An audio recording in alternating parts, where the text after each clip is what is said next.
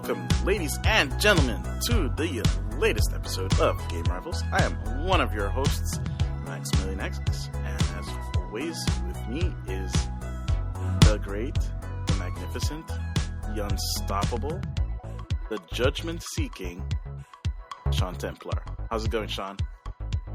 I'm good, besides all those things you just mentioned that I don't feel suit me. I was expecting a Returnal reference, but hey, that's okay. I should have gone with the Returnal reference. Yeah, that's okay. But you could probably guess what's already on my mind, because like literally as we were getting ready to record this episode, there was a big announcement. We also have a lot of news to go through, but if you're feeling up to it, we can jump right into things. Yeah, so I think the first one you want to talk about is the Lost Judgment that got announced, which is the sequel to Judgment, which is a game developed by the people behind Yakuza. Yep. Which is... But, okay, so you haven't seen the full trailer. I have, and the game looks, like, amazing. I think Judgment already looked amazing. Heck, the Yakuza remasters even look amazing. I played Kiwami 1 and 2 on the PS4, and those are remaster or remakes from a PS2 game, and they look amazing. I think they used the same engine they used the newer Yakuza games for. Yeah. So that's cool to see. But Judgment alone on the PS4 looks amazing. And I think the PS5 version came out like 2 weeks ago, and that one also looks really nice. So this looks amazing. Yeah, it's it's a spin-off, of course, from the Yakuza series, which follows this detective who is doing cases on the side. The new game does take place in a different location than the first. So the new game takes place in Yokohama, and wow, does it look pretty. Like, it looks one thing that put me off, really I just nice. watched a few seconds of the trailer, is that the trailer's in English. And I mean, Yakuza 1 and 2, Yeah. I don't know if I think you can eventually pick for English voice cast in one of the games, but I'm used to playing those games in Japanese, and I feel those games should be played in Japanese because that's the most authentic way to experience it. Exactly. But when they started talking English in the trailer, I'm like, what's this? I was like, is there a Japanese voice option for the trailer? Yeah, I mean, for the trailer, obviously no, because it was an English presentation that we watched. But I don't remember if the original game Judgment had a Japanese voice track. I'm assuming it did.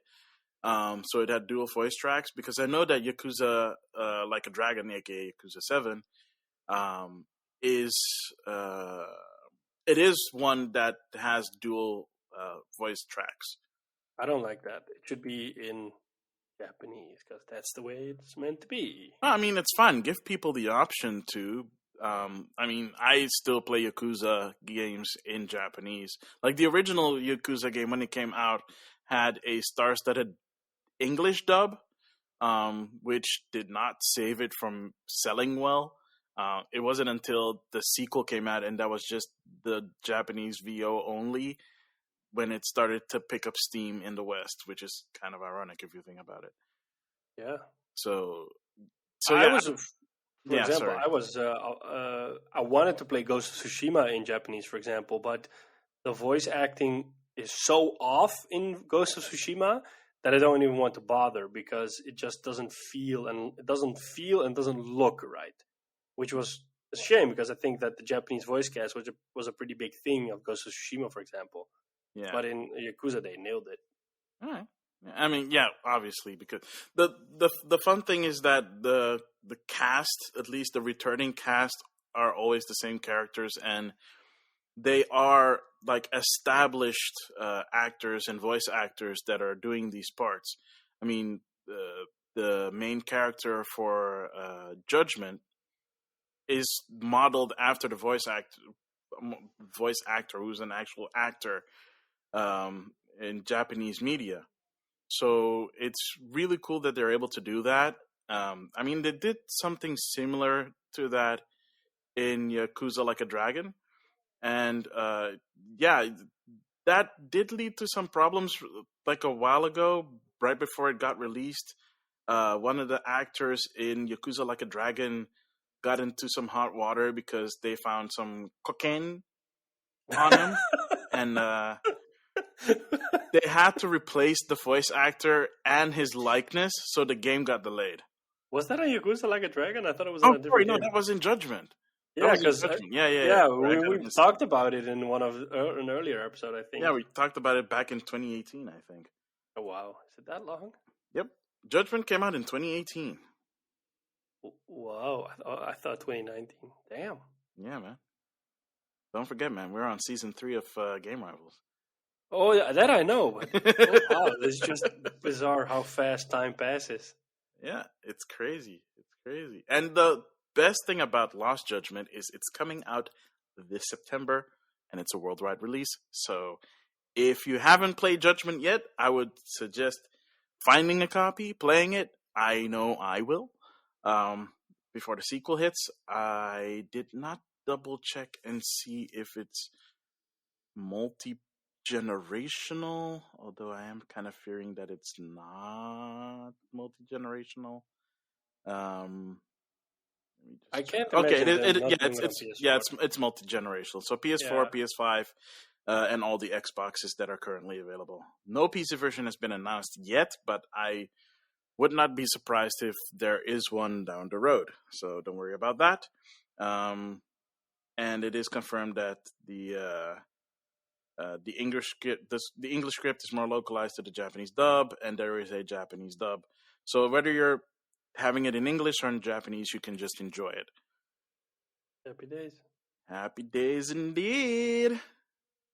So yeah, I mean, that was just like as we were coming into that. We still have a lot of stuff to talk about. One of the more important things and the more haha things really here is that.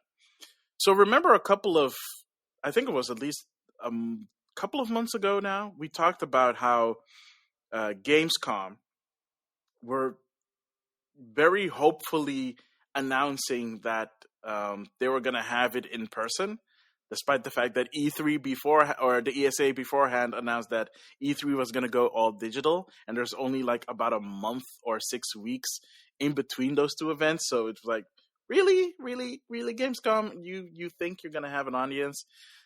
Well, they finally announced that, we're just going to go all digital instead as well.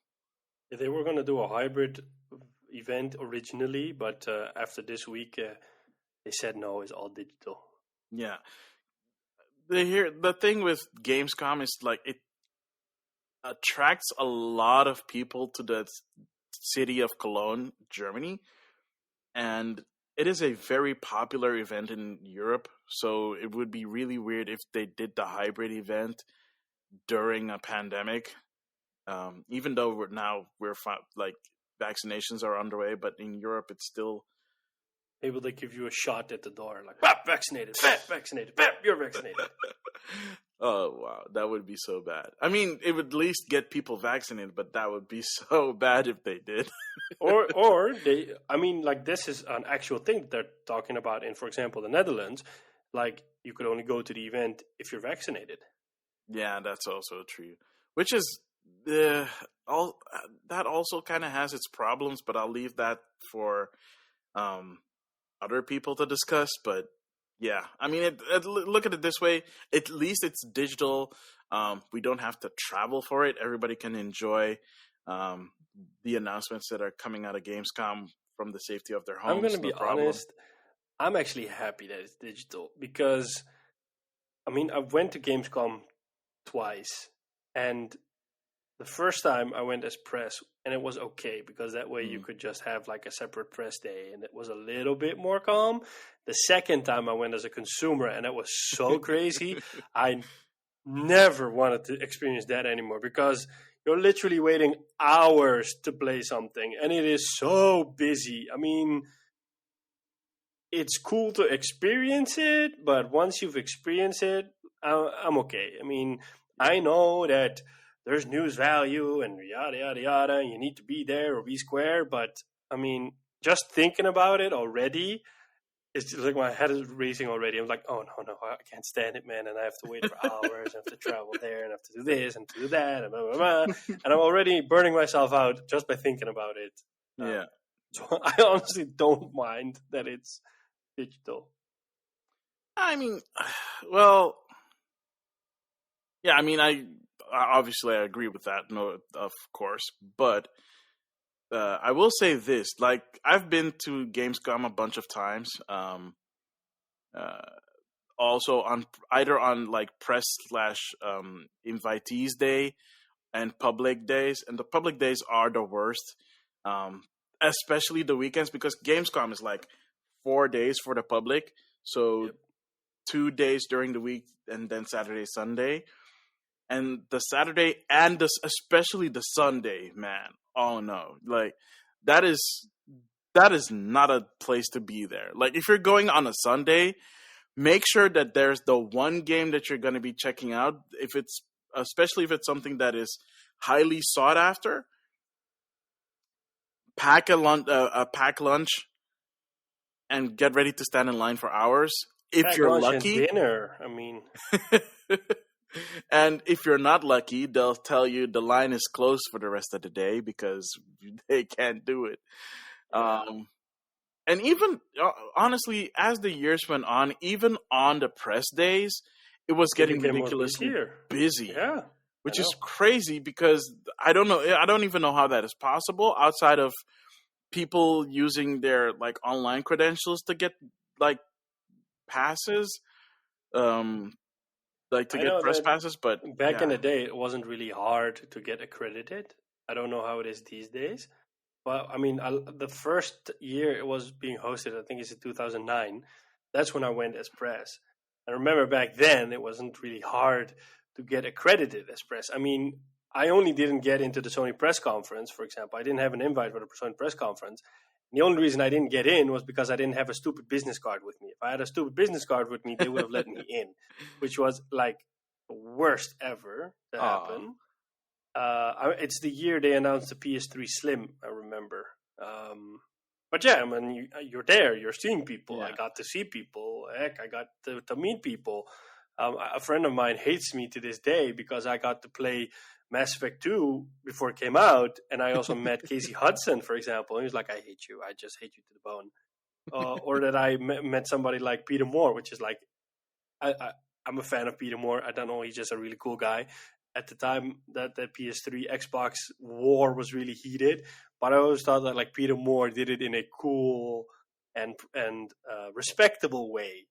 So that was always cool. And I mean, I even got to interview the guy. It was really cool. And then like shortly thereafter, he went to Microsoft. Oh, he went to EA, and then from EA, he was already at EA back then, and then he went to Liverpool to become CEO there. Yeah, which is like something I would never left expect. That position, by the way. Yeah, he quit last year, I think, and he's moving back into games. Yeah, that's he's crazy. He's on the board of directors of a game company that makes mobile games, and I also think he's going to do something else. Okay. Well, I mean, everybody's into mobile games these days, isn't it? Unfortunately, yes. That might also be a segue to the next thing quickly, is that Ubisoft announced this week that The Division will be coming to mobile later this year, and that they're also working on a game called The Division Heartland, which is a free-to-play game developed by Red Storm, who originally made Rainbow Six and also helped out on The Division with expansions and development. It is a free-to-play game that will come to consoles. Besides there also being a Division movie, which is still coming out, which is done by Netflix. There's also a Division novel in the works. So they have this whole multiple front media blitzkrieg for The Division. Yeah, the multimedia whole stint thing. Yep. I think The Division would be a great movie. I mean, it lends itself really great for a movie. But yeah, depending on what kind of cast you're getting and if the writing is good, yeah, sure. I think they cast Jake Gyllenhaal to star in the movie. That was announced like a while back. Oh, okay. Oh, right. Oh, I do remember seeing something like. Wait, what is it? Was it that like? Wasn't there like a similar thing where he was on the set of some other movie? I don't know if it was for The Division, Was it Jake Gyllenhaal? I think it was Jake Gyllenhaal. I don't know. That he was on the set of another movie, but he had the script for something that looked like a Mass Effect thing. That's Henry Cavill. All right, that was Henry Cavill. Right. Yep. He was shooting The Witcher 2 season 2, or he was shooting season 2 of The Witcher. Yeah.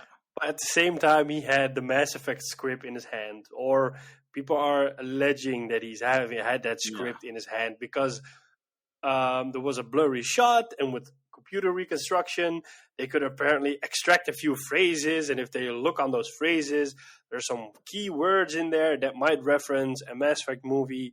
I honestly don't know if there's a Mass Effect movie in development. That also would lend itself to a great movie, but it would. Game movies are generally doomed because we talked about this, I think, 2 episodes ago, expectations of the fans. Yeah, I mean, Mass Effect is basically video games' answer to Star Trek. So I wouldn't see why it wouldn't. Actually, it would probably even lend to like a good miniseries. I mean, if you look at what Marvel's been doing with, I watched. Did you watch WandaVision? Yeah. I watched WandaVision. I watched Falcon and the Winter Soldier. So like with Falcon and the Winter Soldier, I liked WandaVision, but I like Falcon and the Winter Soldier even more because Falcon and the Winter Soldier really felt like one big, long MCU movie. They really nailed that. Yeah. Whereas with WandaVision, I was like, okay, this is like a supplemental story, which I like. And I mean, I like that the episodes weren't too long, weren't too short, they weren't stretching it. But with Falcon, I really felt like this is another MCU movie I'm watching. It's just 6 or 7 hours long, but I'm fine with that, you know? I mean, if they did something like that, then it would be fine. Definitely. Yeah, but the same goes for, like, that's maybe the reason why we're getting a Last of Us TV show instead of a movie. I think we're getting No, because we're still getting the movie. Is there a Last of Us movie in development? I thought there was... there was the only thing. Like, there was an announcement that there was a Last of Us movie in development like years ago. Oh, man. And apparently it's still on the table because nobody said that was canceled. It's just that they also announced the TV show, and that kind of seems to have taken precedent over the movie. So we don't know, like, the movie is in limbo, but it hasn't been canceled. A lot of game movies are in limbo. I think the Metal Gear Solid movie is also in limbo. Yep. At least we know that they actually shot the Uncharted movie. Yeah. Yay. I don't know, man. I don't know. I think I would like to see like either a Mass Effect movie or a Division movie would also actually be kind of cool. Yeah. Yeah. I mean, a lot of games... I mean, for example, Returnal is basically Edge of Tomorrow. So, like, they could make a Returnal movie.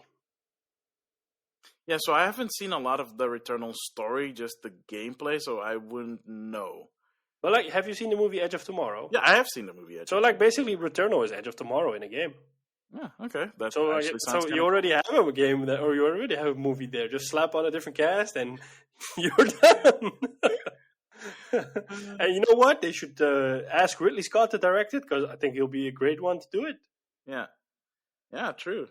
Where you want to put Sigourney Weaver into the lead role? Why not? I think she could.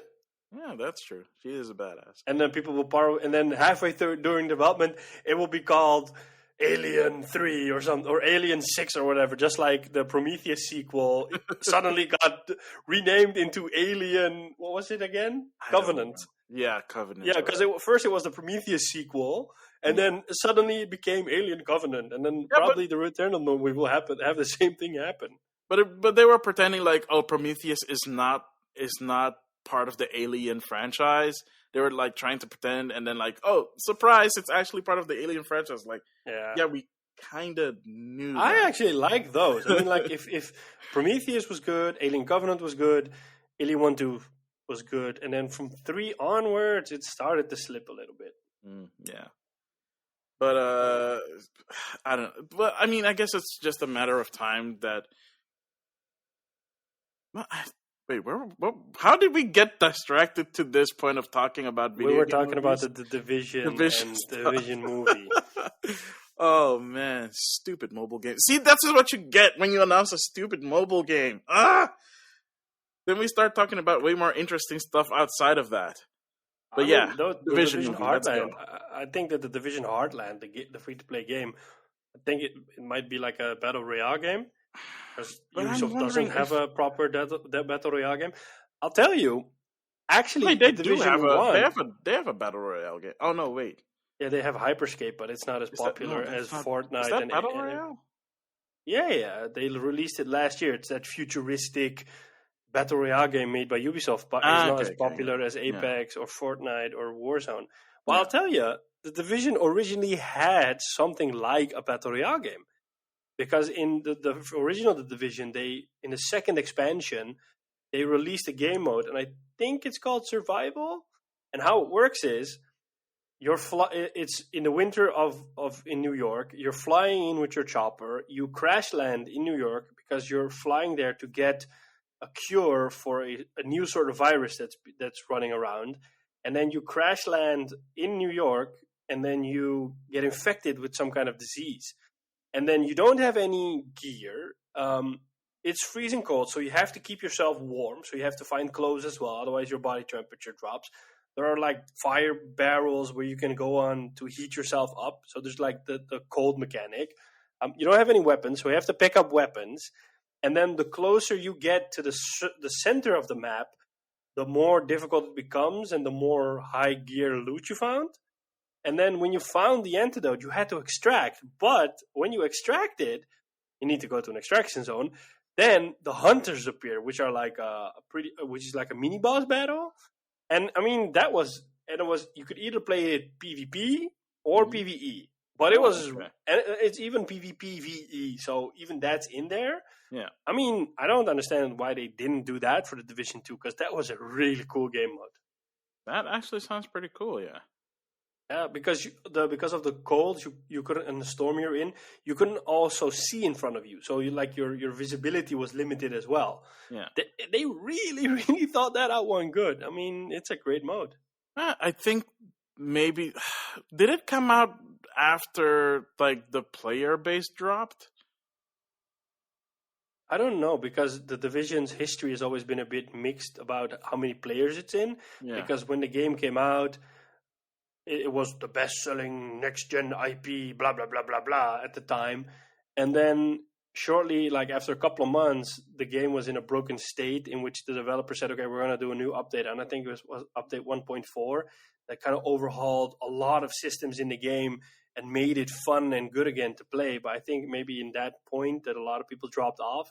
And I don't know if people came back after that point, because they paused work on the expansions because they wanted to do update 1.4 first. Yeah. So, because I bought the season pass, dumbass, and then I mean I had no choice, and I was like, oh well, might as well enjoy it.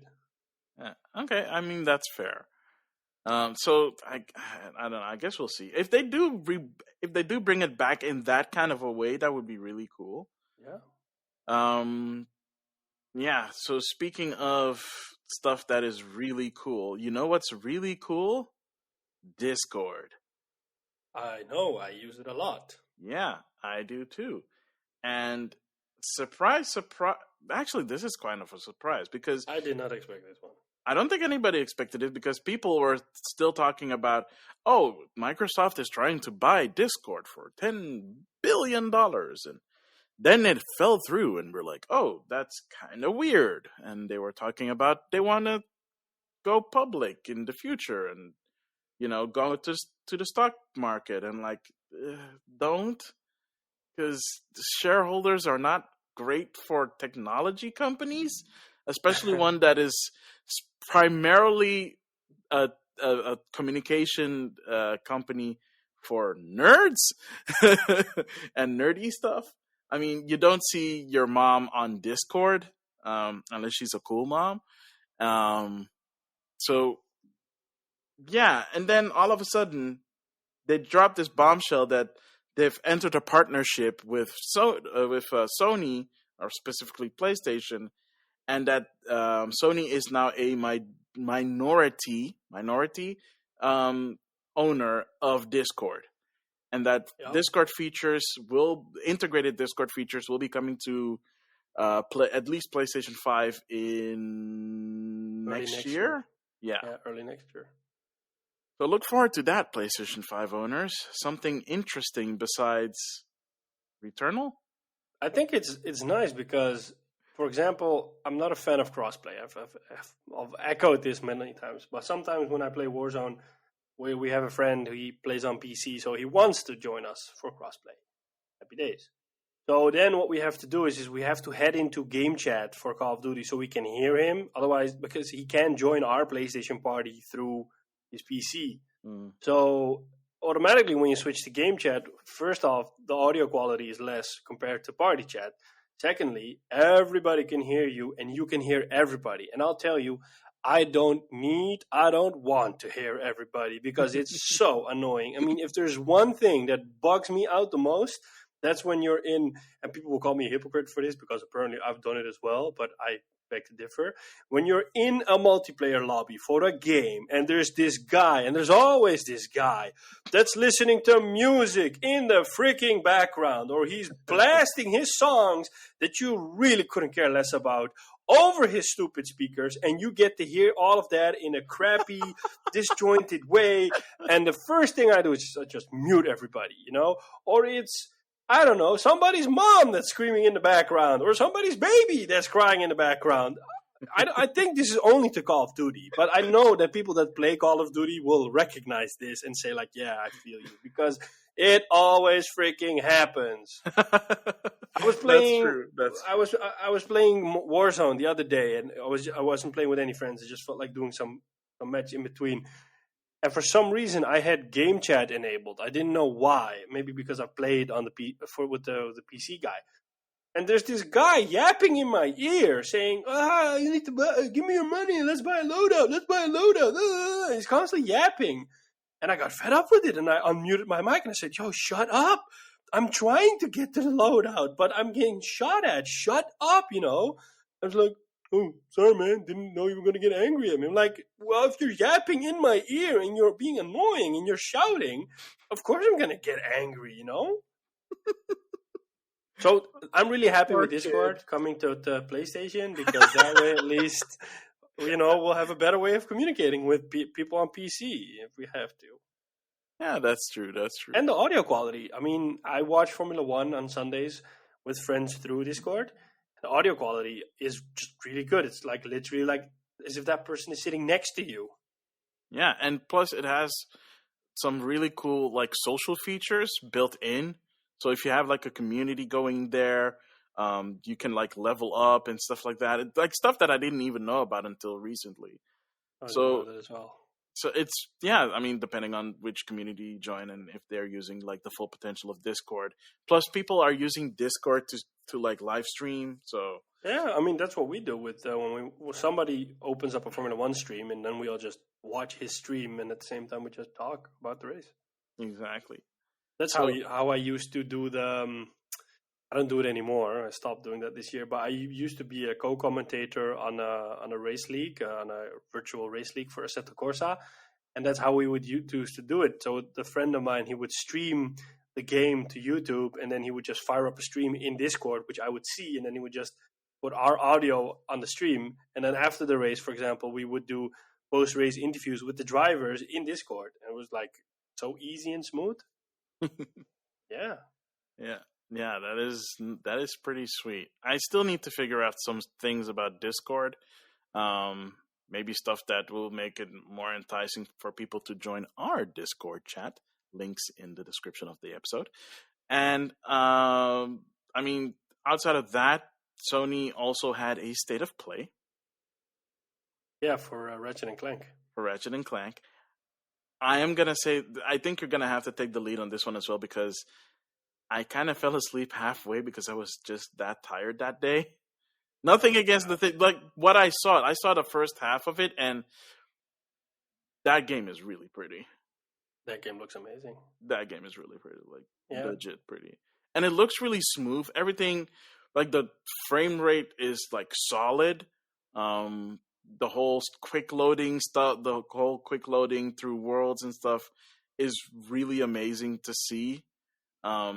If you really like, they load entire levels like in a snap, and that's how they got the whole transportation thing working, and so that's really cool. Plus, Yeah, we got to see Rivet. yeah, that's the female Lombax that you also get to play with. They also announced Among Us coming to PS4 and Subnautica Below Zero, another game PS4 coming and to PS5. Yeah, PS4 and PS5. So I think that's also nice. I didn't expect those to pop up, but I mean, I think Ratchet and Clank speaks for itself. A lot of people are waiting for this game. A lot of people, I think for a lot of people, this is the first game that justifies them owning a PS5. Whereas I already have that now with Returnal, but I'll jump into that later. But yeah, I mean, it's coming out in June, so less than a month, or maybe like a month left before it comes out. And the funny thing is it's been like really quiet so far this year regarding game releases, at least for the PlayStation side. But then, for example, we got Returnal now. Friday, we're getting Mass Effect. In June, we're getting Ratchet and Clank. I think there's another game coming out in July. And then in August, we're getting Kena Bridge of Spirits. So, like, it's this slow barrage of good games coming out. And then hopefully, if we're lucky, in November, we'll get Horizon Forbidden West. Well, don't forget, Resident Evil also just came out. Segue. Resident Evil 8 came out, or Village. It's not my kind of game, but I see a lot of people getting excited for that. Step on Me, Mommy is what I hear all the time. I don't understand that reference, but yeah. So like one of the villains in Resident Evil is she's super Village. tall or something like that. A super tall vampire lady who's thick and very, very voluptuous. And a lot of people say she looks really nice for a vampire her age. Which is kind of, the joke is, of course, she's ageless because she's a vampire. I know. Like, compared to other monsters in the game, she's probably the prettiest monster in the game. Oh, yeah, definitely. Yeah, but I'm not into that. I'm not into that kind of stuff, if that's what you were, like, about to say. No. But, like, the funny thing is whoa, that's just weird. Why would you even bring that up? Because you had this look on your face, and I was like, oh, that's that look that he makes every time when he was trying to make fun of me. No. But like the funny thing is she turned into this meme, I think, and like a lot of people in the gaming community were making fun of her. Like I watch a few people from Instagram. They also stream on Twitch, and I also watch them on Twitch. And like they would just randomly say stuff like "Step on me, mommy," and I'm like, what the hell is going on here? Apparently that's linked to that meme. Yeah, and Capcom is very aware of this fact. I think they capitalized on it. They capitalized on it hard because I don't know if I sent you that picture before, but there was this, I think it was a store in Singapore or something, where they had a standee of her in front of a game store, and it was big. Like it wasn't 1-to-1 because she's like a really tall chick. She's like over 2 meters. Oh, damn. Yeah. So she make a good basketball player. So, yeah, when people say step on me, they want a big, giant woman to step on them kindly. People are weird. Yeah. But yeah, it's ranking really good on Metacritic. It has a Metacritic score of 84. So yeah, the only thing that I understood from the reviews is that it's more of an action game, whereas Resident Evil 7 was more of a horror game. So that's the only issue people have with it, because 7 was really spooky, and this is more like a shooter. Yeah, so with Village, they look to inspiration from Resident Evil 4, which you can take in a good or a bad way, because remember, when Resident Evil 4 came out, despite the fact that it had good reviews, there were still, some of the purist fans that were like, oh yeah, this is not as creepy as... It was nasty, but it wasn't creepy. I will be the judge of that, because there were some moments in there that was like that really make me dookie my pants. Wow! But yeah, it did have a more actiony feel to it in terms of combat and whatnot, and like the gameplay, of course, because it went to third person for the first time. And I think that might be the reason why people are not so hot on that aspect, that it's more actiony. And there were some people that were making jokes online like, okay, so Resident Evil 7 feels more like a traditional Resident Evil with the whole horror aspect. Resident Evil Village harkens more to Resident Evil 4, so that means that the next Resident Evil that's going to come out is going to be more like Resident Evil 5, and then by Resident Evil 10, am I saying that correctly? By Resident Evil 10, it will be back to Resident Evil 6 standards. Oh, man. That would be awful. Full action, none of the suspense. I know a lot of people hated Resident Evil 6. Oh, man. That thing was just nothing than a elongated horde mode. Yeah. I didn't play it, so I only played the demo, and it was enough to say, like, no. Yeah, I played the demo on Switch, and I was like, ooh, now I get why people do not like Resident Evil 6. Yeah. So, yeah. Still, though, good scores, that's not half bad. Yeah, I mean, I think, like, people will enjoy it. I mean, yeah, if it's a bit of an action game, still, people will like it. Yeah. Yeah, at least if not for the game, at least for the meme. Yeah, a lot of people just want to be stepped on. But instead of being stepped on, there are also some people that are stepping out. Because it was recently announced that the head of Stadia has left Google. Yeah, but I was confused because I thought the head of Stadia was Phil Harrison, but it's not Phil Harrison that left. No, it's not Phil Harrison that left. Good grief, where's the article? It's someone else that left. Yeah, it's someone else. Like hang on, let me look it up real quickly. So this person works for VP Google and head of product. Yeah, the head of program VP. He was with Google for a really long time too. His name is John Justice. Yeah, sounds like superhero. Yeah, they lost their superhero. I mean, the Stadia team lost its superhero.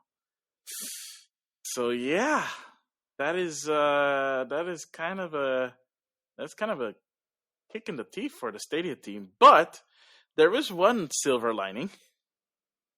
I'm still shocked about this.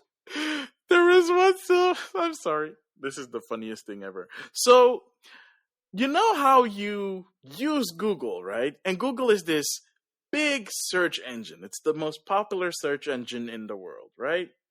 They made their money being a search engine.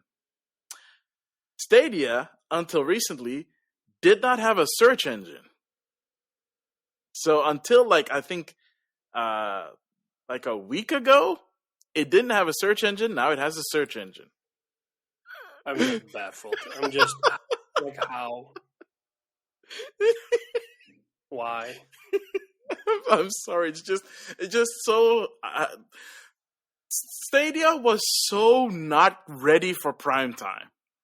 I mean, we've said this many times before, and we've had our past with Stadia, but we kind of let bygones be bygones because as a piece of tech, as a piece of very impressive streaming tech, it is very impressive. But the fact that they released it so early without any of its key features kind of set game streaming back at least by 5 years. Oh, yeah. At least. Because Stadia is... I don't think we're going to see Stadia around for long. I'd be surprised if it makes the end of this year. I think it's going to stick around for at least another 2 years, but very, very minimal. Yeah, I mean... Because they started doing Stadia integration into TV, so you don't invest into something like that if you're not going to do it for at least a year or two. I don't know. Maybe they're expecting quick results on it, and if the results aren't there, they might just pull the plug on it all. I mean, eventually, it's just costing them money, and if it's not bringing in enough money, then what's the use? I mean, I think the only silver lining they had is that games like Cyberpunk ran great on Stadia, but that's it, basically. And I mean, normally in this world where GPUs are in a huge shortage and that everything is being sold twice or triple their value, this would be the moment for Stadia to shine, because they would say, hey, you don't need to buy an overpriced GPU or a fancy computer. You can play everything on Stadia, and it just works flawlessly. I mean, if they kind of used that in their advantage, I think their user base would have grown by a lot. Oh But yeah, definitely. no, apparently not. So something else is going on, and I don't know what it is. And it's a shame because I was really excited when it initially got announced. People know that, and then it just got worse and worse, and it went from the Netflix of games to rent a PC and then buy your games, and then they didn't make sense at all. Yeah. Yeah. And I mean, I've tried Stadia, and I wasn't even impressed by it, so that's the bad thing. Okay, but the tech still is amazing behind it. Yeah, Don't I mean, the fact that I can pull this off is good, but the fact that they were able to pull it off is amazing. Yeah, but like, if I played Destiny 2, and I'd rather play Destiny 2 on PS4 because it looks better there than it looked on Stadia, whereas Stadia is more powerful than my PS4. Yeah, technically. Yeah. So, I don't know. With Stadia, I don't know. I just hope that, like, if people are leaving the studio or getting laid off, that they're able to land safely on their feet. So, I mean, I guess they can always go work for Microsoft or Nvidia or Sony because they're all into streaming. True. Wow, I do not have a good segue for this one. Nintendo announces Gamestudio. I'm sorry, I don't have a good segue for this one. You could have said, you know who else lands good on their feet? You can become a game developer by playing Gamestudio or something like that. I mean, it's there, the segue. You just didn't use it. I guess. I just couldn't come up with something that quickly this time. My apologies. My apologies to those that expect me to do good segues. But yeah. Linus. Don't call me Linus. You haven't watched any, have you, of Linus Tech Tips? I've watched a few of his videos. There are certain things that I do not agree with him, but everybody's entitled to their own opinion. Yeah. But yeah, Gamestudio. So if you were one of the few people like me who bought one of the Labo kits, in my case, the Labo VR kit. First of all, hi, you're not alone. Second of all, but you are part of a few. Yeah, we are part of a few. The few and the proud. Yeah, I would say that too. If I blew $80 on a cardboard thing. Hey, Labo VR was really awesome. It's still impressive that they did what they did. I still don't understand why there's no Pokemon Snap integration. You're not the only one. Instead of that, they have Instamax Mini whatever print your snaps on a Polaroids collaboration. Oh, that's a really great one. Well, to be fair, I think they were trying to tap into the whole Blockbuster printing out stickers thing. So I don't know. Yeah, so at least I don't know if they ever did that here in Europe because I've only ever heard the Blockbuster deal. So back in the day when Pokemon Snap came out back in, what was it, 1999? Something like that. You could take your cartridge of Pokemon Snap, the pictures that you have saved on there of the Pokemon, you could have it printed out on sticker sheets, and then you can stick it everywhere you want, like on these like small sticker sheets. That's really cool. That was really cool, yeah. But Blockbuster doesn't exist anymore, and who brings their game cartridge to a game store anyway? So they made a deal with these guys, and it's for Fujifilm.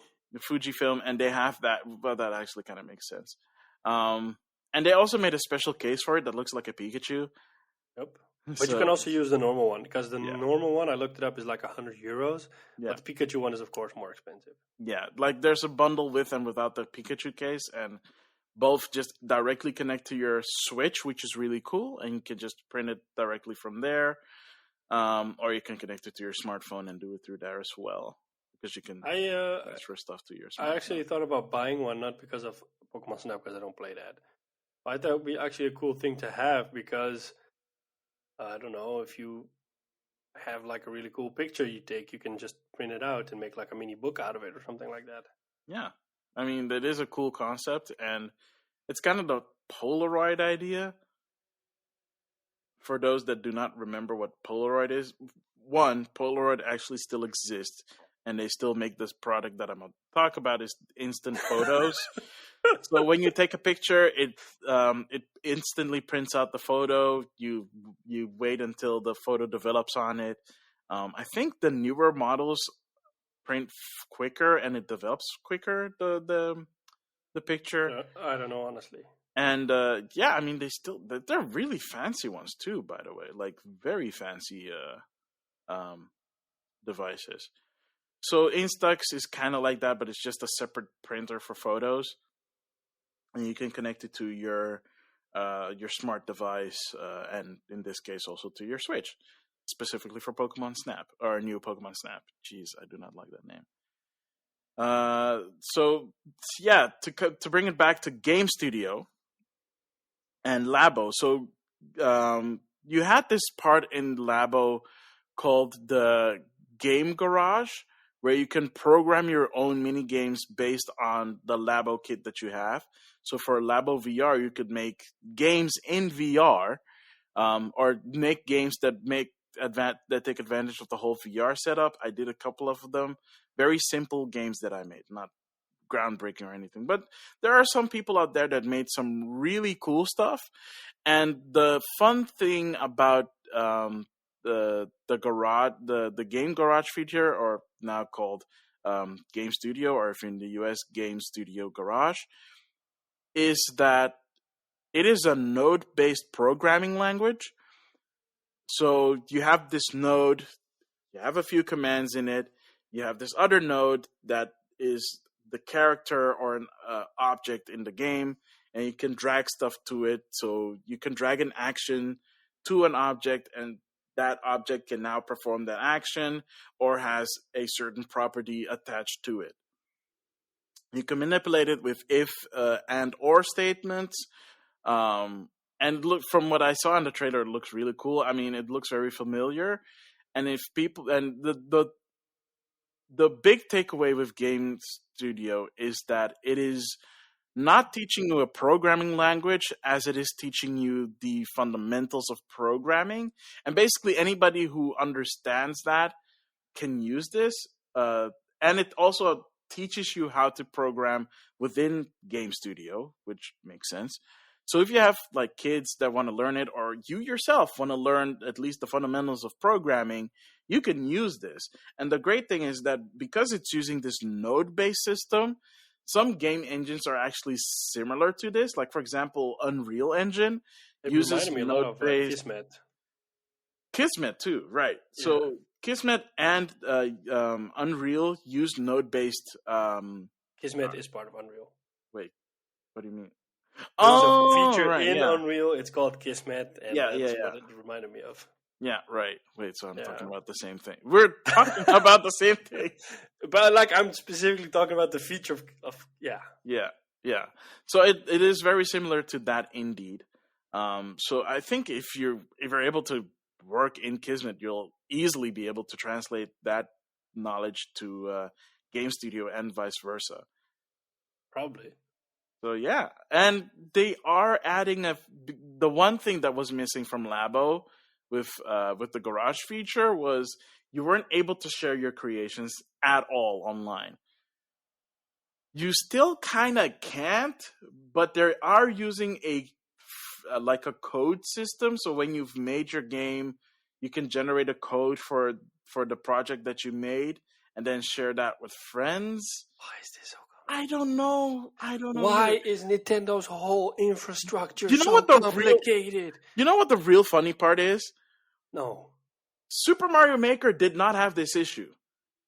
You just uploaded it, and it was available for everyone. If you wanted to share it with your friends, you give the code to your friends. But if you just wanted to find someone's creation, a random creation, it had that. They were themed even. You could search on themes, short levels, long levels, crazy levels, wacky levels. You can search on what kind of levels it is. So I don't know why Game Studio doesn't have this.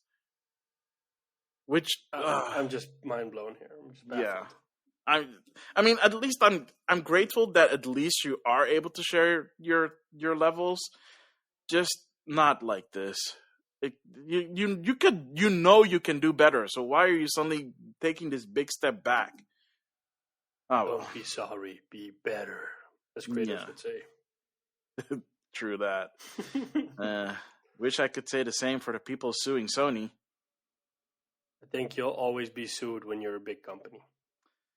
Yeah, well, in this case, they are suing. There are people in a class action lawsuit for Sony restricting digital sales, which is kind of funny because the thing is that it was the lawsuit was filed after the whole Sony not closing down the PlayStation 3 and Vita stores.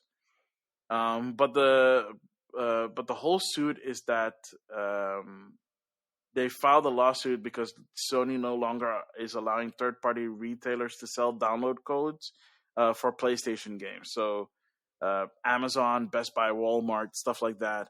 You used to be able to buy game codes. So specifically, you can buy a digital copy of a game at retailers, and they're not. I still do that here. Yeah, but apparently not in the US anymore. Where class action probably the only place that happened. Yep. Because I don't think I've still ever seen a class action lawsuit in the Netherlands before. I don't know if we have that here, and I don't know if it even gets that far. I mean,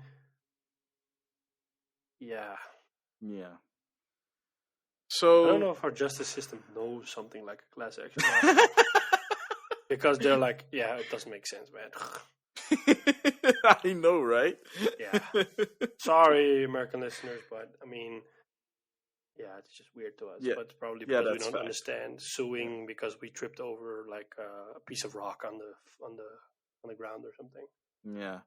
I mean, the lawsuit was just recently filed, so that's all the information there is on that. So I don't know. Yeah, I think that is about. Oh no! Wait, sorry. There is one more thing. So remember how we talked about there's a new, the new Judgment game. They also announced something else about the main series. Yakuza? Yeah. Oh. The Yakuza series will remain a turn-based RPG series going forward. Really? Yeah. So if you like a Dragon, expect more of that stuff.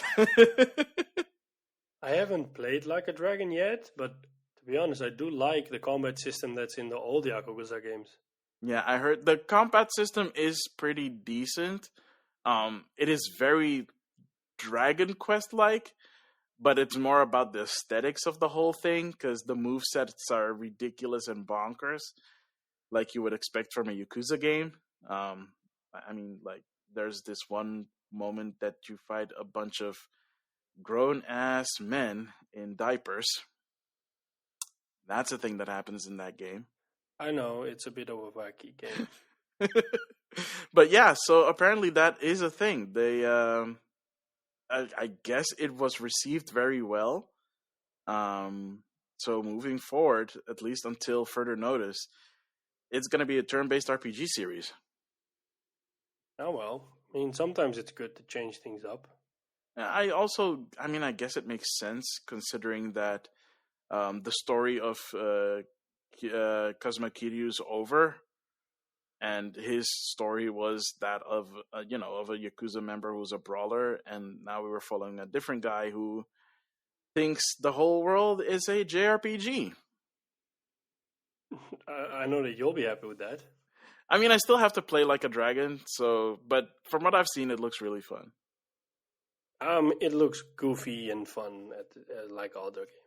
Yeah, and Lost Judgment is coming out worldwide September 24th this year. Yes. Yeah. Is there anything else on the list that we should talk about? I don't know. I don't think so. Oh crud! I closed one that I did kind of want to talk about. That was the Microsoft one, the Former 343. Oh yeah, so I think it was post on Reset Era that there was a developer at 343, and he left, and he's now working at a different studio that does. He still works on Halo Infinite, but now he's like a contractor on Halo Infinite. Yeah. But apparently the game is shaping up to be good, and it's probably going to be a great game. But the issues that the game has is that crunch is, I think, either still a thing or has been a thing of the past. So the working conditions aren't the best. Um, the higher executives really wanted the game to be like a semi open world game, whereas I think when it was first announced, it was supposed to be an open world game. But because of this focus, a lot of things are being cut as well because they have to scale down. Otherwise, they won't be able to bring out the game this year. And they were building the engine at the same time that they were building the game because Which of the is open world. never a good idea. Yeah, because they wanted to be like an open world, they had to modify the engine. So a lot of like the workflow wasn't optimal, and a lot of stuff got left on the cutting board because they just don't have the time for it. Yeah, it's the reason why the demo looked the way it did. It's why we had gorgeous Greg, you know, the one screenshot of the. I know. Yeah. But I think they will probably, when it comes out later this year, they will probably nail it because I think this holiday season is going to be really important for Microsoft since they're behind, and they might pretend to say that they don't care about sales, but everybody cares about sales. Yeah. So this holiday season is really important for them. Yeah, he also kind of made his concerns that people should not get their expectations too high, because I think people's expectations are probably going really high right now, even despite the disastrous demo. So yeah, I think we'll see more of the game next month. I'm E3. I'm assuming we will. Just, you know, like, I know how like the game community can be sometimes.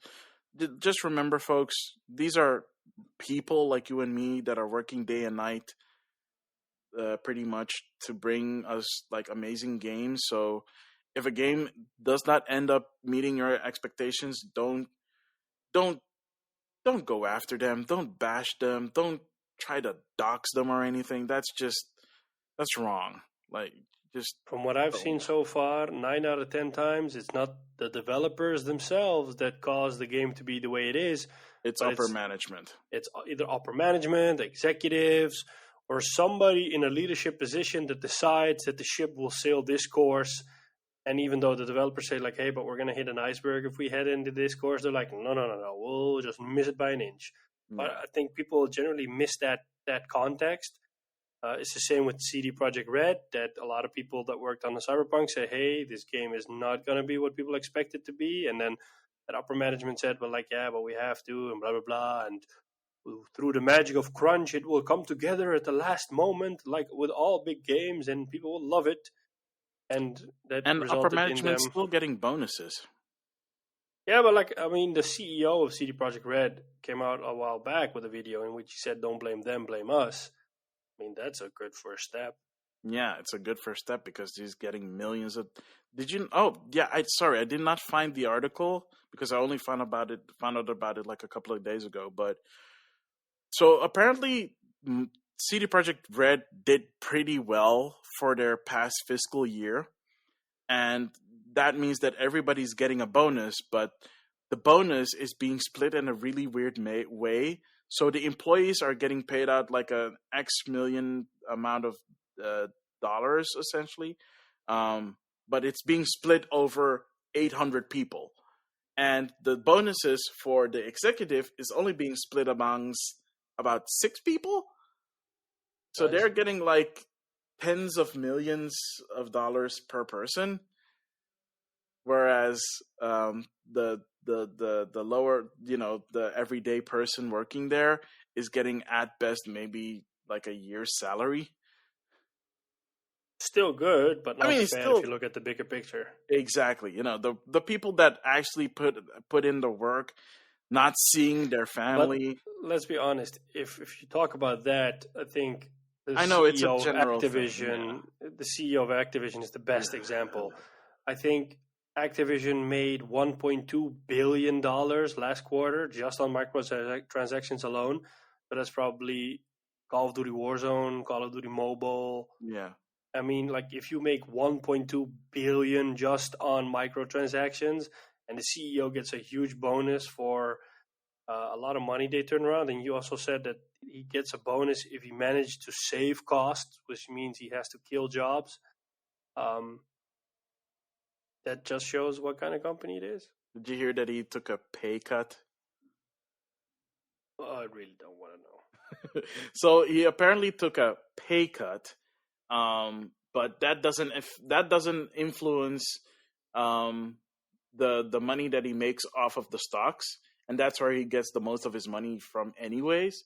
So I think he took like a 50% or so pay cut for some reason. I didn't really get into the details of the article, but I still think it's ridiculous that he's still getting like a whole bunch of money, despite that fact. I don't know if he did it to look good or whatever, but yeah, it's dumb. It's really dumb. Let's just move on. I think that's it. So if everybody collects themselves from shaking their fists to Bobby Kotick, we'll be right back with what we've been playing.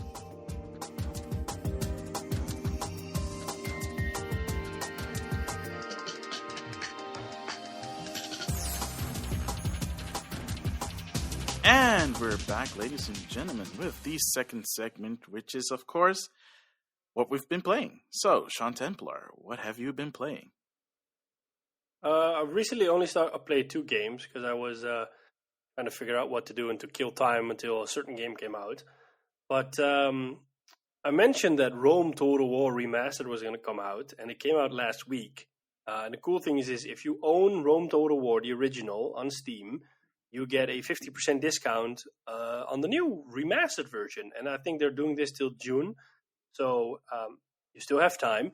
I was able to pick mine up, and I started playing it again. They've overhauled the graphics, and they've polished up the menus, and there's some small improvements in the systems there. It feels really familiar, and I really, really like the game. I play as the Julii faction, which is a Roman faction. And I'm slowly trying to grow my Roman Empire. It runs really smoothly on my PC, and I'm really happy to see that it runs in 4K. You can download an additional high texture pack if you want for the game, and it just really feels good to go back to that old Roman times. I mean, I'm a huge fan of the movie Gladiator, and when I play this game, I really feel like I'm in that time. I'm fighting with the Gaul, which is a barbaric tribe, which is in the opening scene of Gladiator, for example.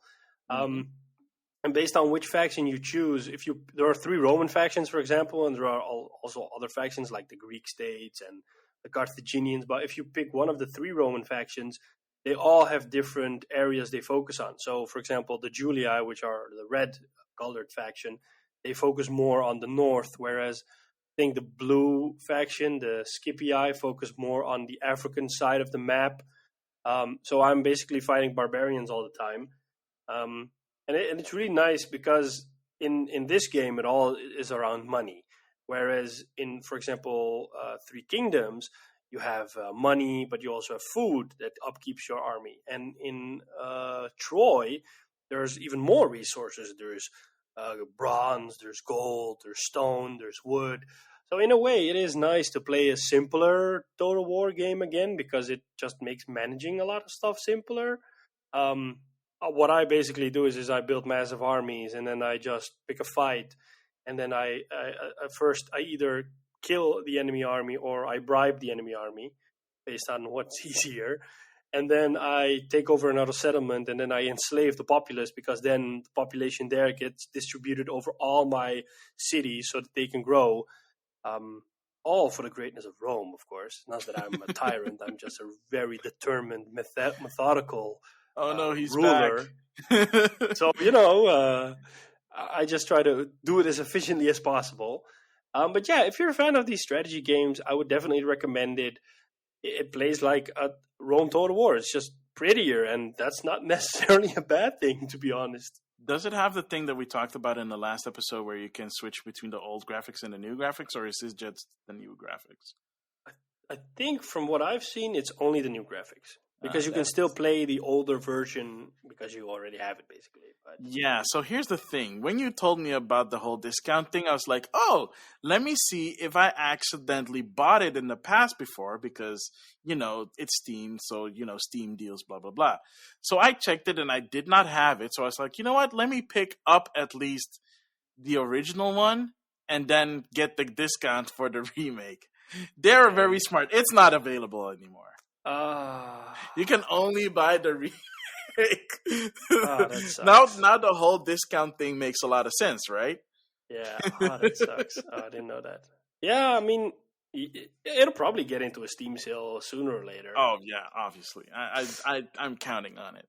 Yeah, but, I mean it's I don't know if multiplayer is still in there. I haven't checked that. I'm assuming it is. Yeah, at least I hope it is. It would make really no sense if it didn't. Yeah. As I said, it's a game I would definitely recommend if you're into Total War games. I mean, Creative Assembly has announced that they're working on Warhammer 3, I think. So there's not a really non-fantasy based Total War game coming out anytime soon. So I'll probably keep my hands on this one, and maybe I'm also thinking about going back to Three Kingdoms. The thing is I want to upgrade my GPU. I really want a new GPU because that way I can play the game it's hard to get one or to find it for a normal price because I just want to play these games in higher fidelity because, I mean, they already look pretty, but imagine playing them in 4K at Ultra or in 60 FPS or whatever. That would be I would have more fun from that. Even though my experience now is already enough. But yeah, I mean, who knows what the future holds. As for another game I've been playing, there's a game called Returnal. You might have heard of it, which came out on the PlayStation 5 last week. Wait, didn't we talk about this last week? Fun. I like the loop is a day, it's not a week. But yeah, so basically in Returnal you play as Celine, who's an astronaut. You find a distress signal or a signal on a planet, and while you try to investigate the signal, you crash land on the planet, and then you're trying to get to the origin of the signal, and along the way you find freaky bits out. You find audio logs of yourself that kind of surprise you. You're like, huh, what? But this is my first time here. And then you find a body in a spacesuit that you're also wearing. And then you're like, huh, what? And then you look on the helmet and it has your name. And that freaks you out. And eventually you'll die. And then you'll start your loop again. And that's basically how the game is. The game is compared to a roguelike game. I would say kind of like a roguelike / a Souls game meets Alien or Prometheus. It has that really creepy vibe. I mainly played with my headset on, and I have to say this is the first game that I'm playing that I'm really experiencing the 3D audio, and I'm really surprised by how well it works. It really immerses you into the world because you hear all sorts of sounds around you in the world. You hear the leaves, you hear small animals or insects or whatnot. You really feel immersed into this whole world. The game looks absolutely stunning. It is one of those games that really justifies having a PS5. It runs at a buttery, silky smooth 60 FPS, so that's really, really nice. It's not native 4K. It upscales to 4K, but again, it still looks nice. It's running in Unreal Engine 4, which I didn't know or expect. The particle effects are crazy beautiful. And the combat is really satisfying. You have a mechanic which is called adrenaline. So the more enemies you kill, the more you fill this meter. It has 5 levels.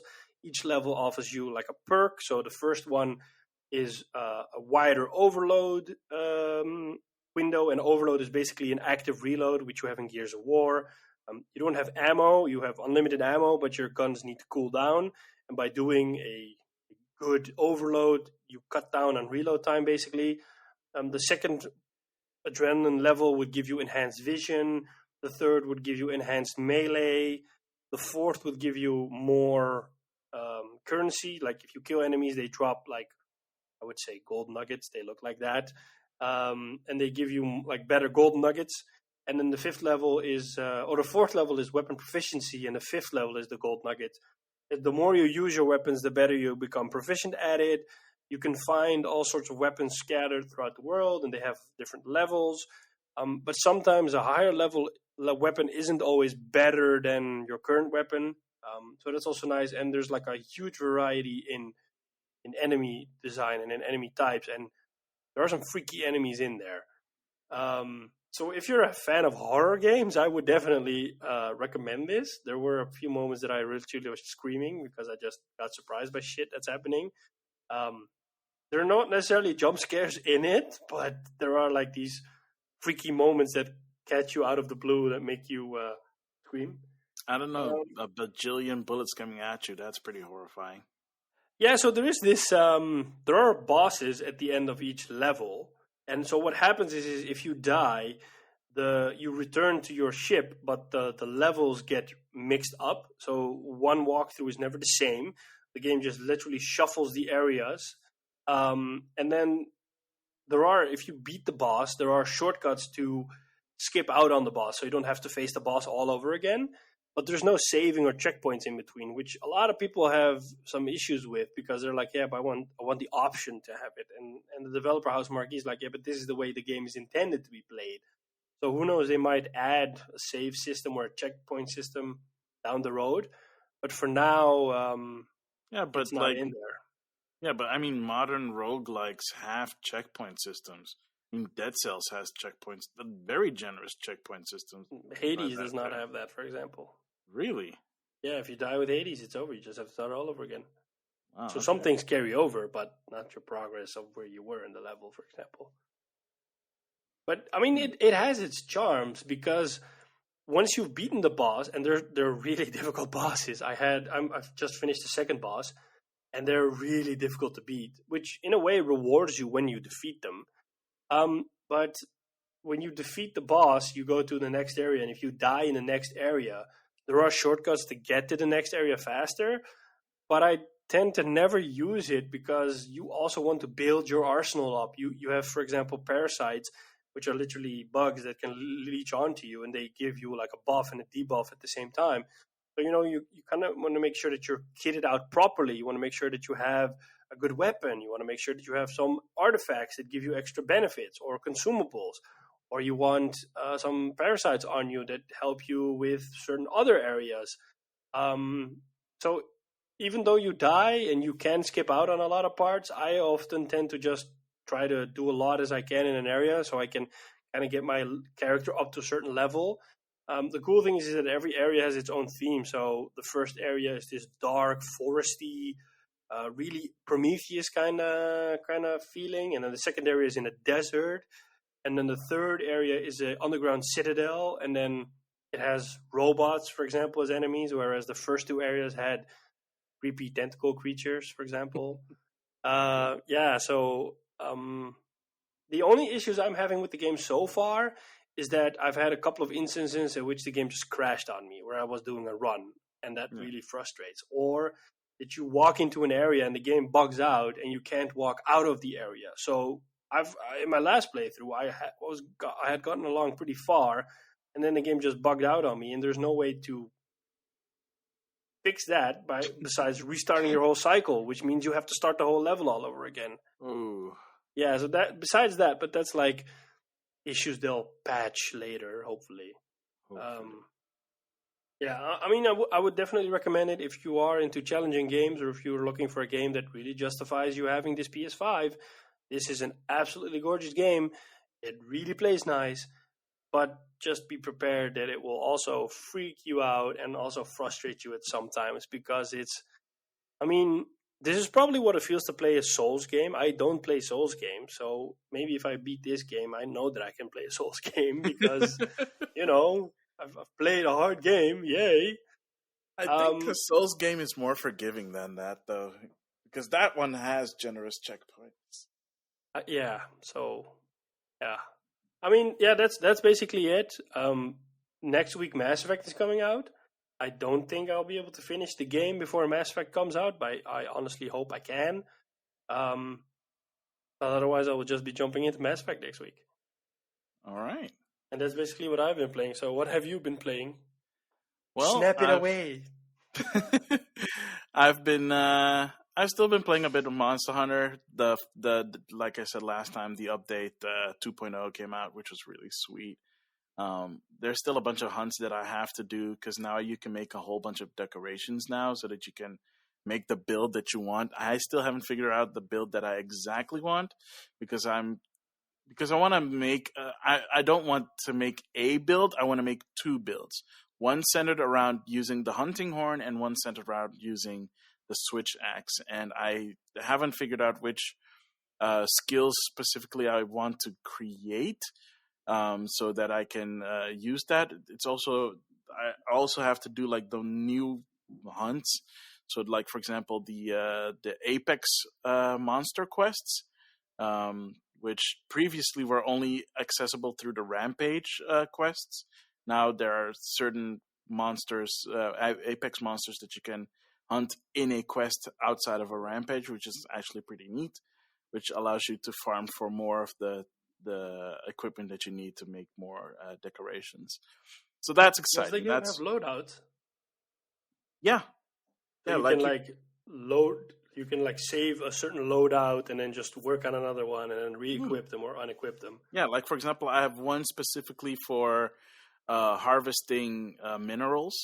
Mm-hmm. I have one specific so that one specifically for minerals. But if I put in a few decorations in some slots, it also allows me to harvest a lot of plants. Okay. So like if there's a mining outcrop, which means that there's a boom in minerals in a certain area, I can go there and then just harvest a whole bunch of either minerals that I can later sell so I can have a lot more money, or harvest, like a bunch of plants so I can make healing items and stuff like that. Okay, and then of course I have my main loadout, which is right now it's flexible. So I can use it with basically any weapons, but the very specific nature of this loadout is poison prevention. So not getting poisoned is really nice, especially if you're hunting stuff like Rathian and Rathalos and any other monsters that essentially poison you very easily. I do also want to make a loadout that makes it versatile to just slot a bunch of decorations in there and have it be whatever I need it to be at that point in time. But like I said, I also want to make a specific loadout for specializing in switch axe use, so making that weapon use a lot easier and quicker, and one for hunting horn that boosts the effects of the music that I play, and then extending it and stuff like that. So that's Monster Hunter.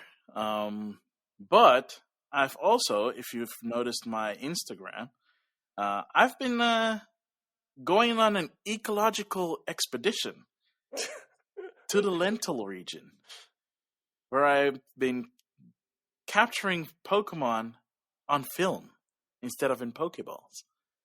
And it's been very fun because, to be fair, I never grew up with Pokemon Snap like most people because I never owned an N64. I've said this before in one of the earlier podcast episodes, but I've never owned an N64. I skipped that and went to PlayStation instead. But I did know that Pokemon Snap was a thing. Funny.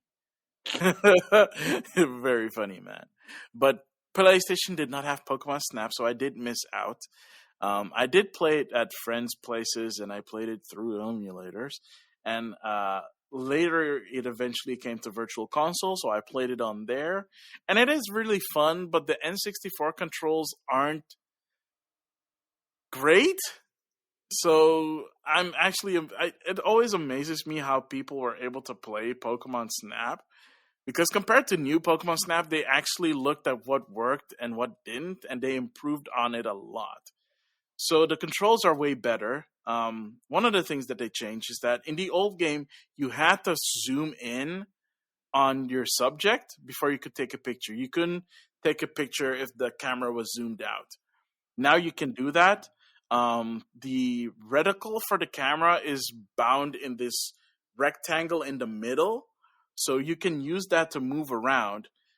You can move the switch, or if you're playing in dock mode, move your Pro controller or your Joy-Cons for some motion control. The motion controls are optional, so if you don't want to use them, you don't have to. And if you don't want to accidentally trigger them, you can turn it off entirely. Although I have it switched on for precision aiming. So that's really fun. Yeah, it works really well. It's very intuitive, especially if you're playing in handheld mode. It's very intuitive. Which, again, brings us to the point of where's the Labo VR integration, Nintendo? Come on, Namco Bandai. I know you can do it. You guys have the talent. I was surprised this game is being developed by Namco Bandai. Yeah, Nintendo and at least Nintendo and Namco Bandai have a very good working relationship. And don't forget, Namco Bandai did make Pokken Tournament.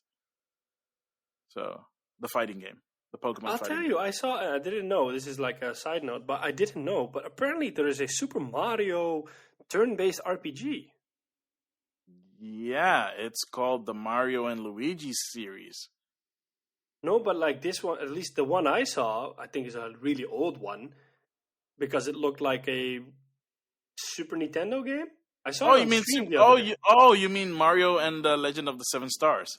Super Mario RPG, yeah. That's the first Super Mario RPG. That was co-developed with Square Enix. Because at the time, Squaresoft, sorry. Yeah. I saw that on a stream yesterday, and I was like, what? Is this like a fan-made game or something? No! I didn't know it existed. But it looked really cool. It felt like Final Fantasy, but with Mario. Yeah, because it was made by the Final Fantasy guys. I didn't know that until yesterday, or until now, but I was completely surprised. Oh, that is so precious. It's on the Super Nintendo. Wait, is it on the Super Nintendo Classic Mini? I think so, because otherwise... I know that it's at least on Virtual Console, so if you have a Wii or Wii U somewhere lying around, you can download it there as well. So there's that. I think it might also be on the Super Nintendo Classic Mini. I don't remember. But yeah, man, that was a big deal back in the day, man. They called it the Dream Team. Why didn't they go back to that? Because that's around the time where Nintendo and Square had the falling out thing. Why did they have a falling out? Because the PlayStation happened. Oh wow! Okay. Yeah, you didn't know? No, of course you didn't. I don't play RPGs. No, JRPGs. Yeah, so a little history lesson here. So back in the day, Nintendo and Squaresoft, back then it was still just Squaresoft, best of friends. Then Nintendo decided that they were gonna stick to cartridge formats because they had a falling out with Sony over the Nintendo PlayStation. Which was their worst mistake ever. Yeah, true.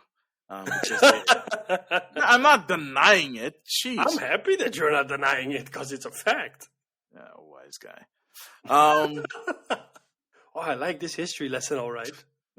Yeah. So when that happened, they were like, well, we're using disk base, and that gives you a lot of space to work on, right? But Nintendo were like, no, adamantly, we're going to stick to cartridge based. Because we don't trust disk, because those things are easily crackable, which ended up being the case. And also, they didn't want to deal with the load times, which also was true, because the cartridge still gave you faster loading times, but it didn't give you enough space to work with. And Square wanted to make big, bombastic JRPGs with a lot of fancy cutscenes, which would not fit on an N64 cartridge, which makes stuff like Resident Evil on N64, all the more surprising. But There was a Resident Evil on N64. Yeah, well, to be more specifically, Resident Evil 2.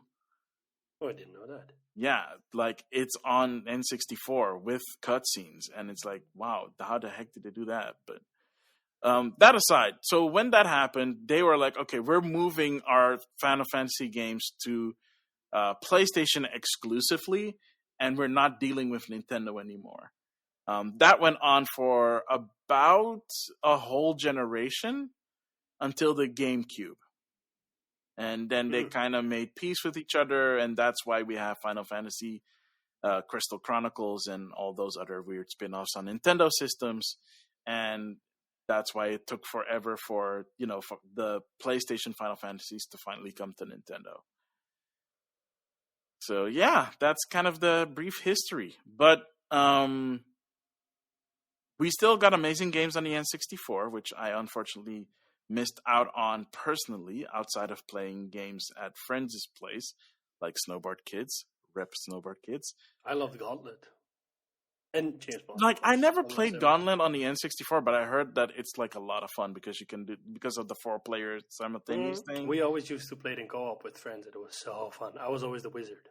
That actually does not surprise me. Like how? Really? I'm not even into magic. I don't know, but spamming attacks sounds. Normally, I always pick a barbarian, but back then it was the wizard. So yeah, so at least back to Pokemon Snap. Wow, what a tangent! Back to Pokemon Snap. New Pokemon Snap has, like I said, is made by Namco Bandai, and if you've seen Pokken Tournament, you know how pretty that game is, and yeah, it is really pretty. I started playing New Pokemon Snap in handheld mode, and only recently started playing on my TV, mostly because I was working a lot, so I was playing on the go. And when I came home, I was really tired, so I was playing in bed. And just on the Switch itself, it's very pretty. And then you put it in the dock, and it's like, why doesn't Pokemon Sword and Shield look this pretty? And it's like, really? Yeah, like the Pokemon look really pretty. But to be fair, they don't have to adhere to making a bunch of Pokemon available. So there are more Pokemon than in the original Pokemon Snap, because the original Pokemon Snap had like 60-something Pokemon, 70-something Pokemon. So not a lot. And that was out of 150. There's now over 900 Pokemon. And I think the Pokemon count now is like 100 and something, like 100 and maybe 200 Pokemon in new Pokemon Snap. I haven't tallied it up yet. I also haven't looked it up because I don't want spoilers. But yeah, I've been going through it so far. I've unlocked 5 levels now. I know that's more than that. I recently just unlocked the 6th level. So it's going well. The fun thing to do, of course, is after you've taken pictures of the Pokemon, you have an editor in the game, so you can edit the pictures after the fact, and that's what you've been seeing on my Instagram. I've made some really fun edits, and the post that I made of it is as I'm like the actual character that I'm my actual character in the game, making a journal entry, and that's what I'm sharing. From that perspective is where I'm sharing it. And I'm having a lot of fun sharing it that way because I get to be a bit more creative with the posts. But I usually just edit the photos beforehand, and I don't have an idea for a story afterwards. So it's when I'm making the post is when I come up with the story behind the picture that I took. Because when you're in the moment, you're just taking a picture. At least the first time. After the first time, you're trying to get like that perfect shot. And I've seen some people post some shots on their Instagram that feel like nature photography, just like really perfect nature photography. And that's, I guess, the thing that I really like about this game the most. It's a very tranquil. It can be stressful a bit, especially if you're in a new region for the first time and you see a Pokemon that you really like. So, for example, when I unlocked the jungle nighttime scene, I came across one of my favorite Pokemon, Leafeon, which is one of the evolutions that uses the Leaf Stone. And as most of you know, I am a big fan of grass-type Pokemon and, of course, of the grass starter Pokemon. So, Grookey in the first level in the park, that got me super excited. But when I didn't know that Leafeon was going to be in the game. So when I saw Leafeon, I was like, oh my gosh, it's Leafeon. It's so cute and so pretty. And I was like, I want to chase after it, but you're stuck on a rail. So you're at the mercy of the rail, which is really a really nice engine. And I've been taking pictures here and there, and I've started posting it. I've been doing it semi-regularly, and I want to post more shots. I don't know how long I'll be able to do it, but I'll do it for as long as I can. I have a lot of shots lined up, so I have more than enough material to share with people. You can also share your shots online. And I thought you could share any shot that you wanted, but you can only share 6 at a time, max. So if you want to share another picture in the in-game community, you have to remove one of the pictures that you took and then put another picture there instead, which is kind of a bummer. The game also posts 2 shots that the professor likes. So I don't know what the criteria is for the game to like it enough to share it automatically. But yeah, you can share the pictures that you made, that you edited, and you can get likes on it in game. So that's also really cool. So that also kind of scratches the whole getting likes thing, except it's not like Instagram where you can see it happen really quickly. Because the discoverability is kind of crap. But it's so far I had a lot of fun. I also watched someone stream it. It's also someone, a friend of mine from Instagram called Naomi Lasagna. And she had a stream on, and I played it beforehand, and I'm not going to spoil it here. I mean, it's early game, so I kind of don't want to spoil it for people that haven't seen it yet. I might spoil it in the next episode, but there's a certain event that happens early on in the game that was when I saw it happen, I was like, oh wow, I did not expect this to happen. And I was super excited because I knew that she was going to stream it later, later in the week. So during the stream, I was like, hey, look out for this. Look out for a very interesting thing happening very early on in the game. And when it happened, she was so moved, and I was like, "Oh yeah, that's the reaction I was expecting." Because even I was moved, and I didn't grow up with the game like most people did. So yeah, the Namco Bandai Pokemon Company, you did good with this one. You did good with this one. Sorry, very long rant and tangent about why Pokemon Snap is just a really fun and wholesome game.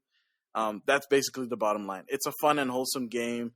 You can, like printing pictures aside, you have social media now to share your posts through that. So yeah, that's me. That's Pokemon Snap. I did play a little bit of Animal Crossing, but mostly just to check in. I didn't do anything specific there. So that was me. Happy days. With that, I think we've come to the end of another episode of Game Rivals. Thank you everybody for tuning in as always. You can find us on your favorite podcasting platform, Apple Podcasts, Spotify, Anchor, you name it, we're there. You can find us on different social media outlets as well. We're on Twitter, game_rivals_. Still have to get used to that Twitter handle. You can email us, gamerivalsfeedback@gmail.com. You can reach out to Maximilian on Twitter @Maximilian. You can find us on Instagram at Game Rivals. That's where I'll be mostly at. And Maximilian at Maximilian_X, where you can find out, for example, that Pokemon Snap he was just talking about. I saw this crazy post about it. Really made me laugh. I don't know what kind of Pokemon I saw there, but it was a funny one. Was it my recent one? Yeah, I think the one you posted 2 days ago. I don't know what. Yeah, that's the Emolga that almost bumped into me. Yeah, it just looked so wacky. It made me laugh when I saw it. So, yeah, and I think that's mostly it. Yeah, that's pretty much it. On that note, I have been and always will be Sean Templar. And I have been and will always be Maximilian X. And we'll catch you on the next one. Later.